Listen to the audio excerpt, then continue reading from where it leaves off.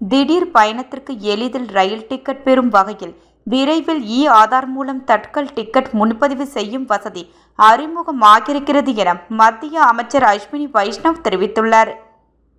IRCTC எனப்படும் இந்திய railway catering மற்றும் சுற்றுலா கார்ப்பரேஷன் நிறுவனம் பயணியருக்கு ரயில் டிக்கெட்டுகளை விற்பனை செய்து வருகிறது.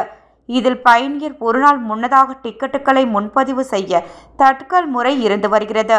எனினும் இந்த தட்கல் முறையில் டிக்கெட்டுகளை முன்பதிவு செய்ய முடியாமல் பயணியர் பாதிப்புக்குள்ளாவதாகவும் தொழில்நுட்ப குறைபாடுகளை ஆய்வு செய்து களைய உரிய நடவடிக்கை எடுக்கும்படி கோரிக்கைகளை வைத்த வண்ணம் இருக்கிறது.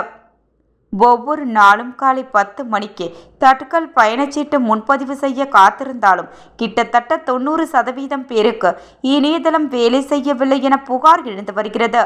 இதனால் தட்கல் டிக்கெட் மோசடி தொடர்பாக 2.5 கோடி போலி கணக்குகளை கண்டறிந்து IRCTC நீக்கியது. இந்நிலையில் திடீர் பயணத்திற்கு எளிதில் ரயில் டிக்கெட் பெறும் வகையில் விரைவில் ஆதார் மூலம் தட்கல் டிக்கெட் முன்பதிவு செய்யும் வசதி அறிமுகமாகிறது என மத்திய அமைச்சர் அஸ்வினி வைஷ்ணவ் தெரிவித்துள்ளார். இதுகுறித்து அஸ்வினி வைஷ்ணவ் வெளியிட்டுள்ள பதிவில் கூறியிருப்பதாவது: தட்கல் டிக்கெட்டுகளை முன்பதிவு செய்ய ஆதார் கட்டாயம் செய்யப்படும். இது உண்மையான பயனர்கள் உறுதிப்படுத்தப்பட்டு டிக்கெட்டுகளை பெற உதவும் என அவர் கூறியுள்ளார்.